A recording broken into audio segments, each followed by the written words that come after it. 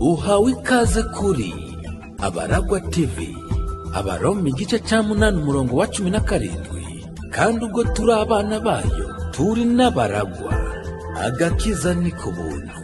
Haleluya.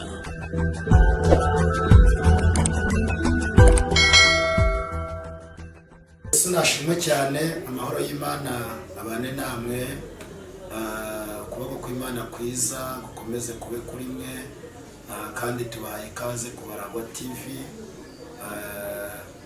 Nitwa Masengesho Innocent, turi hano ku bw'umurimo w'Imana. Murabizi ko dukunze kubashakira abantu bafite ubuhamya ndetse kandi n'ijambo ry'Imana kugira ngo ubugingo bwacu burusheho kubona ibibutunga. Niyo mpamvu turi hano rero, turi kumwe n'umubyeyi hano. Benshi baramwibuka, abamubonyeho mu kiganiro twagiranye nawe mbere, yatanze ubuhamya. Ariko kandi n'uyu mwanya turongeye turagarutse kubera ko tuzi ko abantu benshi bamukurikiranye kandi bakanamukunda. Rero ndi kumusaba kugira ngo yongere abibwire ku batakimwibuka ndetse kandi n'abandi bashya bari bumuboneho. Reka rero atangire abibwira. Ni karibu. Akoze. Amazina yanjye nitwa Nyiramanza Frida, sengera muri paruwasi ya Moko, Ibitaro bya Kanama. Amaze igihe cy'imyaka 2. ubundi nabarizwaga muri paruwasi ya Nyamwasi ku itorero ry'Umurambi, aho nakorera ku murimo w'Imana. Ariko muri iki gihe ndimo ndakorera muri paruwasi ya Moko. Ndi umubyeyi, mfite umugabo, mfite n'abana 2. Imana iduhana umugisha. Turagushimiye Frida, Imana iguha umugisha kandi Imana ikomeze kugushigikira. Twizere ko mu gihe gishize aho twaherukaniraga twaragusuye dukora ikiganiro. Ese amakuru yanyu mumerewe mute? Ko hari haciyemo iminsi, mumerewe mute mu rugo? Amakuru yacu ni meza, turacyashima Imana kandi Imana ikomeje kubana natwe. Amakuru y'umutware, amakuru ya wa mwana watwerekaga, bimeze bite? Mumerewe mute? Amakuru ni meza, bose bameze neza. Imana ishimwe, ni byo gushimirwa. Abaragwa TV yifuje kuguha impano, cyangwa se yifuje kugira ngo igurire umwana amata. Ubwo rero twari dushaka kugushikiriza ubwo butumwa kugira ngo uze kugurira umwana amata. Aya mata aguzwe n'Abaragwa TV. Murakoze cyane. Kumugurira amata, uriya mwana akabona ku mata, akanywa amata. Kandi turabizi ko Imana izarema byinshi. Nawe kandi watubwiye ko wizeye Imana ko izakomeza kubana nawe. Kandi turabizi ko ukuboko kw'Imana kwiza gukomeje kubana nawe. Imana rero iguha umugisha. Numva twasenga Imana tugakomeza n'ijambo ry'Imana, ndetse kandi icyo Umwuka Wera ari bugushyire ku mutima nicyo uri bugaburira abantu. Ushobora gutanga ijambo ry'Imana ugashyiramo n'ubuhamya kugira ngo imitima y'abantu igende yishima, kabone ko ufite byinshi, ariko nubwo utabivuga byose nonaha ukagira icyo usangiza abantu b'Imana. Reka tugusengere Imana kugira ngo ukuboko kwayo kuzakomeze kubana nawe. Mana, turagushimiye. Mana, turaguhimbaje. Tugushimiye imbabazi zawe n'ubwiza bwawe. Tugushimiye yuko udukunda, kandi ibimenyetso byerekana urukundo tugenda tubibona uko bukeye n'uko bwije. Uyu mwanya turagushimiye ko utanze umwanya wo kugira ngo abantu bongere bumve, bongere basobanukirwe, bongere bahabwe ibyo kurya by'Umwuka Wera. Turasenze dusengera imitima yose yiteguye kumva icyo utumye umuja wawe. Umuntu wese ahabwa umugisha, kandi umuntu wese uri bufungure iki kiganiro akagitangira kugeza gisojwe, tumusabiye umugisha w'Imana kugira ngo kuboko kwiza gukomeze kuba kuri we, ubane n'umuja wawe umushoboze, kubera ko ibi bintu ntabwo bimenyerwa, ahubwo bisaba ko umuntu aca bugufi kugira ngo Imana imukoreshe. Turamusengera rero kugira ngo ukomeze kumushigikira muri byose kandi utangirane nawe kugeza asoje. Tubisabye twizeye mu izina ry'Umwami wacu Yesu Kristo, amen. Ni karibu, Imana igushigikire. Murakoze cyane. Turarambura Bibiliya dusome ijambo ry'Imana. Turasoma ubutumwa bwiza bwanditswe na Yohana ibice 15. Turasoma ku murongo wa mbere. Ibice 15. Murambabarira gato, turasoma ibice 14 ku murongo wa 15. Ibice 14 dusome ku murongo wa 15. Haranditse ngo ni mu ngunda muzitondera amategeko yanjye. Ni uwo murongo gusa nifuje ko dusoma. Turasoma mu rwandiko Pawulo yandikiye Abaroma ibice 15, dusome umutwe w'amagambo wenyine. Haranditse ngo Yesu niwe cyitegererezo cyacu cyo kutinezeza, mwakire neza ijambo ry'Imana. Turashima Imana ikomeje kutugirira neza muri iki gihe, ikaba ikomeje kuturindira umubiri, ikaturindira n'ubugingo. Izina ry'Uwiteka nirishimwe kandi Imana yacu ikomeze guhabwa icyubahiro. Turashima Yesu watugiriye neza, akaduhamagarira uyu murimo mwiza kandi akabuduha ndakiguzi tumuhaye. Izina ry'Uwiteka rikomeze gushimwa. Turacyakomeza kwivuga. Mazina yanjye nitwa Nyiramanza Winifrida, barizwa muri paruwasi ya Mahoko, itorero rya Kanama. Ndi umuririmbyi muri korali Abatwara Mucyo, ndi umudiyakoni kuri iryo torero. Imana yacu tugirire neza kandi nkunda gusenga, abazahagera bazahanzanga. Nagira ngo tuganire kuri aya magambo andimo cyane muri iki gihe. Ni amagambo dusomye atari menshi, ariko muri nge afite kwaguka kandi ndagira ngo nawe kwagure. Imana yacu tugirire neza. Aya ni amagambo yavuzwe na Yesu. Yesu ari kubwira abantu, arambwira ngo ni mu ngunda muzitondera amategeko yanjye. Bivuze ngo ibintu byose bigira amategeko. Yesu nawe yashyizeho amategeko yo kugira ngo abantu bayitondere, ariko icyitonderwa bazayitondera n'abazagira umwete wo kumukunda. Imana yacu tugirire neza. Aravuga ngo rero nimuramuka mungunze, mukangunda aho muri hose, mukangunda muri kumbona, mukangunda mutari kumbona, mukangunda mubabaye, mukangunda mwishimye, ariko nimuramukitse mungunze muzitondera n'amategeko yanjye. Amategeko y'Imana ni amategeko adahanzwe none, ni amategeko adashyizweho n'abayoboye uyu munsi, ni amategeko yahozeho. Kuko Abisirayeli baguka mu Egiputa bahagurutse ariko bafite amategeko kandi bari bafite n'amabwiriza. Iyo aya mategeko bayicaga bahuraga n'ingorane zikomeye cyane kubera ko babaga bishe amategeko y'Imana. Yesu nawe aravuga ngo rero nubwo bitoroshye kungurikira, ariko abazangunda bo bazitondera ayo mategeko. Imana yacu tugirire neza. Nagira ngo abari kunyumva turusheho kumva aya magambo cyane, kuko benshi bavuga Yesu ariko batamukunda. Kandi ukunze Yesu hari ibimenyetso bikwerekana, hari ibimenyetso bikugaragaza, hari ibintu bikuvuga nawe waba utavuze, hari ibyerekana ko ukunda Yesu. Imana yacu tugirire neza. Imana Data ni Imana yo gukundwa, kandi igakundwa mu buryo bugaragara, igakundwa no mu buryo butagaragara. Yesu ashaka ko tumukunda, twamara kumukunda tukakurikiza n'amategeko yiwe. Pawulo bari kwandikira Abaroma aravuga ngo Yesu niwe cyitegererezo cyo kutinezeza. Abantu benshi muri iki gihe ingorane bafite nuko urukundo bakunze Yesu ari urukundo bashaka kumukunda, ariko bakamukunda hari ukundi kundo bameze, cyangwa bakamukunda bishimye bafite ibyo kubanezeza. Nyamara Pawulo yavuze ngo Yesu niwe cyitegererezo cyo kutinezeza. Bivuze ngo Yesu mu isi nta bintu yigeze agenderamo bijyaniranye n'umunezero. Mu gihe umuntu ashaka kubana na Yesu ariko akumva ashaka n'ibintu byo kumunezeza, gukurikira Yesu hari ibyo umuntu agenda yiyaka kugira ngo abone uko anezeza Yesu. Kubwo gukunda Yesu umuntu yirinda kunywa inzoga kandi ayikunda.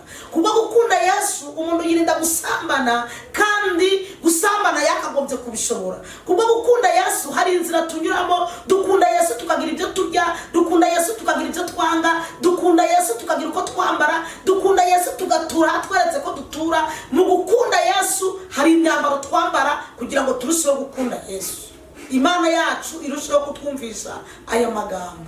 Yesu ntabwo wamukunda ngo umukundishe umunwa, ngo umukundishe indirimbo gusa. Ukunda Yesu ukamukundisha ibimenyetso. Uko umuntu adashobora gukunda perezida atamweretse ibikorwa, niko na Yesu utamukunda utamweretse ibikorwa bye. Ntabwo wavuga gukunda perezida ngo wice amategeko yiwe. Ukunda perezida ukamukundisha mitiweli, ukamukundisha amafaranga y'umuryango, ukamukundisha kubahiriza imiganda, ukubahiriza inama ze, ndetse naho yaba atari kukureba ariko ibimenyetso akubona muri systeme kumukunda, kuko afite amazina yawe, afite akubonera, afite akurebera. Nubwo mudaturanye, nubwo udashobora kuba mwahura muhereza umukono, ariko muri systeme aritegereza akakubona mu bantu bamukunda, akubonesheje ibimenyetso. Imana yacu tugirire neza. Haleluya.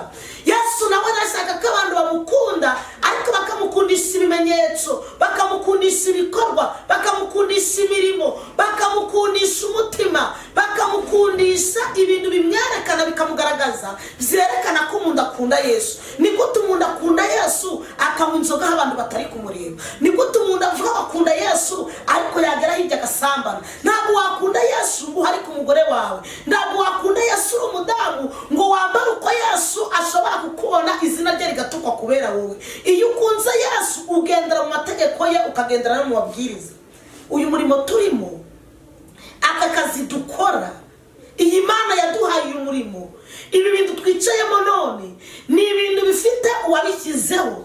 Bivuze ngo Yesu niwe nyiri umushinga, bivuze ngo Yesu niwe nyiri kampani, bivuze ngo Yesu niwe ubwe wishyiriyeho itorero, ndetse agira Petero ngo naho amarembo y'ikuzimu ntabwo ashobora kuzarinyeganyeza. Bivuga ngo niwe wabyaye itorero, kandi ahantu Yesu yabyariye itorero ntabwo yaribyaye aho abantu bashobora gutekereza ko ryavukira.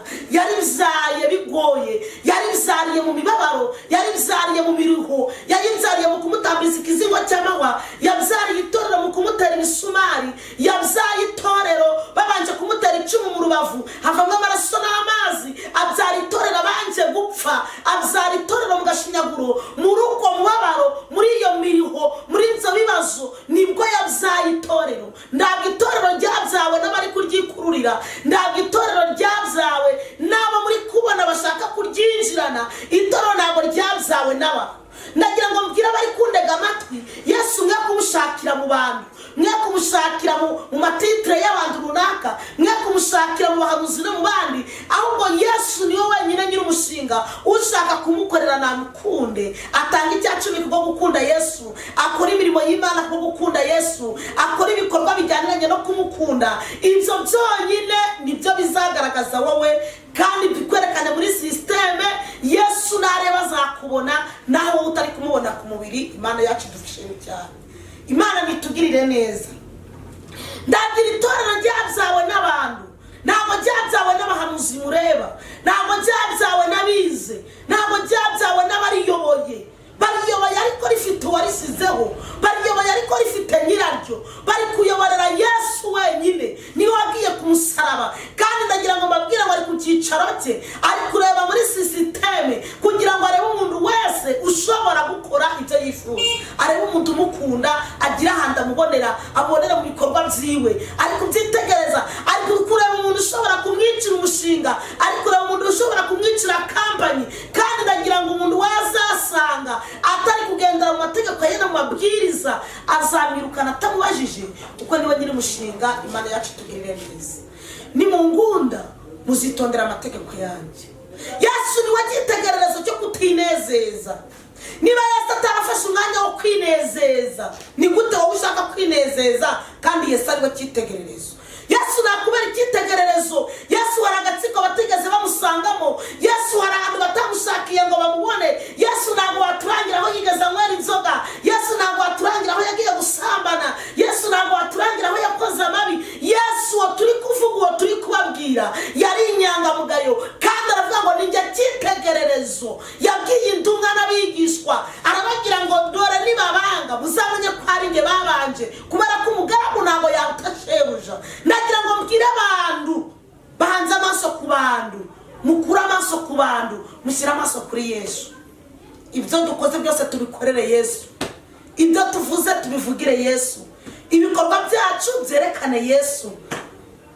Tureke gukora ibintu tubihaswe, tureke gukora ibintu turi kuvuga ngo ni by'abanuza. Oya, iri torero rifite nyiraryo kandi rifite uwarishizeho. Turi mu mushinga gufite uwabishyizeho, turi mu gikorwa gifite uwakibanje, kandi uyu wakibanje yaratubwiye ngo mwebwe ni mungunda bondi gusaba kungunda, nimuramuka mungunze muzitondera n'amategeko yanjye, muyakurikize muyagenderemo, Imana yacu tugirire neza. Bibiliya itwereka abantu bagiye bakurikiza amategeko bakagendera ku mabwiriza y'Imana, ndetse aya mategeko yakabicisha, aya mategeko yakabagwa nabi, aya mategeko yakabashyira mu nzu y'imbahe, aya mategeko akabashyira ahantu hakaga. Ariko kubera ko bari kureba Yesu, ba Petero bagiye babacuritse kubera Yesu, bagiye bashyira kenshi mu nzu y'imbahe kubera Yesu, kubera urukundo bamukundaga. Haleluya, haleluya. Natwe turagira ngo uyu munsi wa none dufate icyemezo. Niba ukunze Yesu, ririmba kubera ko umukunda. Ba muri korari kubera ko umukunda, kuko muri korari uzagira abakwanga, uzagira abakuvuga, uzagira abayobozi batagushaka, uzagira abantu muturanye batakwishimira, uzagira abo musengana batatuma ujya mu rusengero. Ariko Yesu waravuga ngo ni mungunda muzishimira amategeko. Ibyo ukoze byose bikorere gukunda Yesu, imirimo y'Imana yikorere gukunda Yesu. We gukora iby'agahimano gutekereza ko ari iby'abantu, ahubwo byose bikorere gukunda Yesu. Kuko Yesu niwe cyitegererezo cyacu, niwe cyitegererezo cyawe, niwe cyitegererezo cyanjye, niwe cyitegererezo cy'abamwizera, niwe cyitegererezo cy'abamushaka. Ndagira ngo munyemerere, ndagira ngo munyumve. Birashoboka ko ushobora kubabaye, birashoboka ko waba ufite agahinda, hari bizakubabaje umutima, ariko ndagira ngo ubwire ngo nabyo byihanganire kubera urukundo ukunda Yesu. Abapfakazi bakunze Yesu bihanganira umupfakazi, abakobwa bakunze Yesu bihanganira ubusiribateri, bakabwihanganira nk'uko nanjye nabwihanganiye imyaka 40. Ababyeyi urukundo bakunda Yesu bajya bihanganira kutabyara. Umuntu akabigumba ariko akihanganira gukunda Yesu, kubwo urukundo akunda Yesu akamukunda. Kubwo gukunda Yesu umuntu aririmbana n'uwamuvuze nabi, kubwo gukunda Yesu umuntu abana n'utamushaka. Ariko kubera ko twasomye ibyanditswe bigatubwira ngo nimukunda mukunde n'abanzi banyu, ukamukunda kubera ko umukundiye muri Yesu. Ni mungunda muzitondera amategeko yanjye. Paulo ati kandi Yesu niwe cyitegererezo cyacu, niwe cyitegererezo cy'abamwizera, niwe cyitegererezo cyo kutinezeza. Kubera ko abantu bashaka kubaho bashaka kwinezeza, kandi Yesu ataragize igihe cyo kwinezeza. Bantu bakumva bashaka ko babavuga neza, ukumva waba umudiyakoni bari kukuramya, ukumva waba perezida wa korari kubera ko bari kukuramya, kubera ko basiba ibyo ntabyo bazagukorera ko na Yesu batabimukoreye. Ntabwo waba umudiyakoni ngo urushe Sitefano. Sitefano niwe wabaye umudiyakoni wa mbere ku isi. Yesu niwe wamurambitseho ibiganza. Niba abantu bataratinya umuntu wasengewe na Yesu, warambitsweho ibiganza na Kristo, ni gute baba bazagutinya barabirambitsweho n'abantu? Baba kubera Yesu umukunde, umukundisha umutima wawe, umukunde mu byago, umukunde no mu makuba. Umugabo witwa Yobu yakunze Yesu, akunda Imana, ayikunda agaragaza ibimenyetso no mu bihe bibi. Ntabwo yabikoreye ikindi, nuko yari afite urukundo akunda Imana. Aravuga ngo ndabizi njyewe ndi umukiranutsi, kandi kuba ndi umukiranutsi ndanubwo nzigara niyaka kuba inyangamugayo. Nta kindi cyabimuteye mu rukundo yakundaga Imana. Yesu waravuga ngo niba bishoboka uyu munsi twiyegurira Imana, ariko niba mutanabyemera ko Imana mwebwe muza tukayikora, njyewe n'inzu yanjye tuzakorera Uwiteka. Ayo ni amagambo yerekanaga ko akunda Imana. Imana yacu tugirire neza. Petero aravuga ngo twakuvaho tukajya he, ko ari wowe ufite amagambo y'ubugingo. nimungunda muzitondera amategeko yanjye. Ntabwo wakunda Yesu ngo wice umurimo, ntabwo wakunda Yesu ngo wice ubwawe, ntabwo wakunda Yesu guca umugore wawe inyuma, ntabwo wakunda Yesu ngo nurangiza wiyangize bene ako kageni, ntabwo wakunda Yesu ngo wigire umuzungu kandi uri umwirabura, ntabwo wakunda Yesu uri umugore ngo nurangiza wambara imyambaro abantu barakubona bose bakifata ku munwa. Ntabwo ukunze Yesu, uretse na Yesu ntabwo abantu bawikunda, ko nawe wikunze wakwihesha agaciro, wavuga ngo nanjye ubwanjye reka niyubahe niba ndubaha Imana. Ntabwo waba ukunze Yesu gutume bamuvuga kubera wowe, ntabwo waba ukunze Yesu gutume abantu bakora indego kubera wowe ubwawe, ntabwo waba ukunda Yesu gusambanire mu murimo. Ariko nagira ngo ngubwire ngo nyiri umurimo, nyiri umushinga aracyacunga, aracyareba ngo arebe neza umuntu ushaka kumwangiriza nawe agira icyo amukorera. Imana yacu tugirire neza. Ndagira ngo twiyagurire Yesu kandi tumwereke ibimenyetso byerekana urukundo. Iyo umuntu akunda undi hari ibimenyetso bimuranga kandi ari abantu.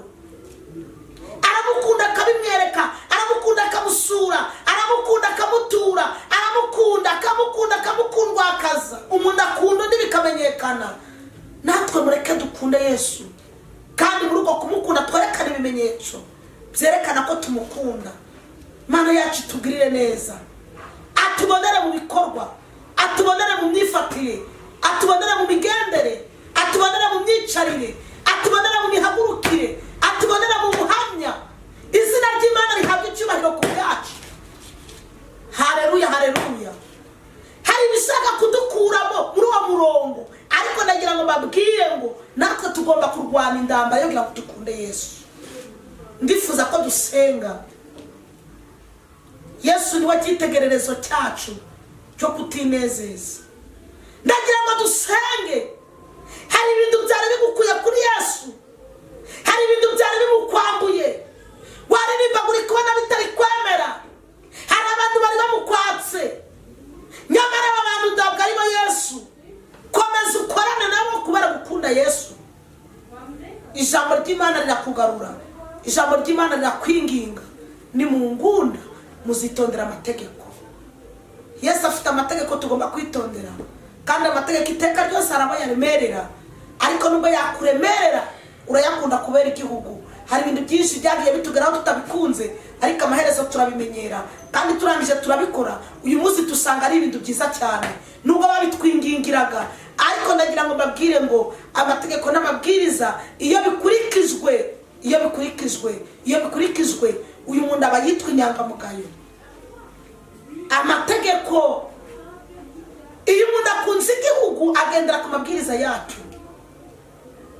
Ndagira ngo abantu bakunda Yesu n'abashaka kumukunda n'abamukunze tugaragaze ibimenyetso by'urukundo tumukunda, twerekane inzira turimo, twerekane ibikorwa bye tubikoresheje ibimenyetso, tubyerekanishije ibikorwa, tubyerekanishije imirimo. Apana gushaka umuntu ukabura icyiciro cy'umusiramo, ukareba umugore ugasanga niba ari umukristo ukabiyoberwa, wamwitegereza mu mutwe ugasanga amategeko n'amabwiriza yaragishe, wamureba mu maso ugasanga ndakimwerekana nk'umukristo, wamureba ibyo akora ugasanga ndakimenyetso na kimwe kimwerekana uwo ari we. Icyo akora wamubona muri korari ukabona afite ibimenyetso by'uko ari umukristo. Ariko Yesu abamukunda bagomba gukurikiza amategeko n'amabwiriza bye, bakabigenderaho, bakabyubaha, bakabishingiraho, kugira ngo izina rye rikomeze guhabwa icyubahiro. Imana yacu dufashe cyane. Mwakire neza ijambo ry'Imana.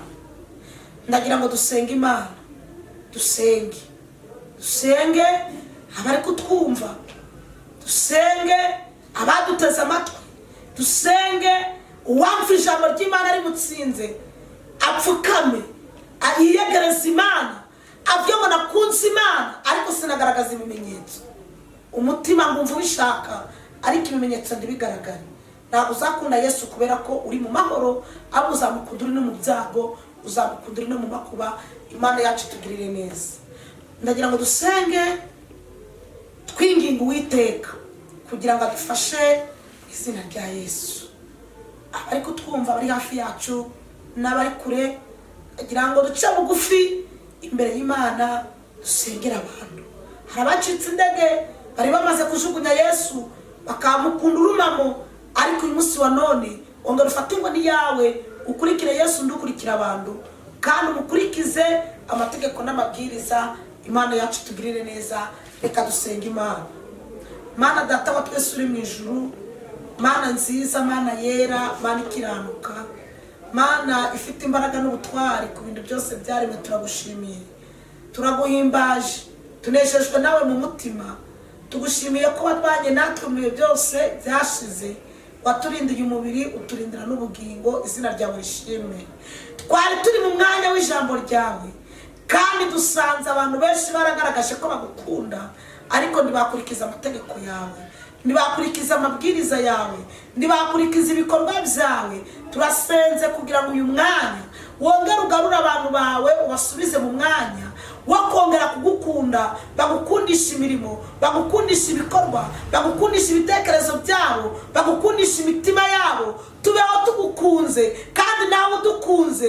Tugaragaze ibyemezo bigaragara ko turi kumwe, kandi twerekane urukundo rwawe kuko uri Imana Data. Urakoze cyane rero, kandi twizeye ko udufashije. Urengeye abari hirya no hino, ubagiriye neza rwose, urabazamuye. Umuntu wese wumvise ijambo ryawe nagira ngo rigire icyo rimumarira, kandi rigire icyo mumwungura. Niko tugusenze twizeye mu izina rya Yesu Kristo. Urakoze. Amen.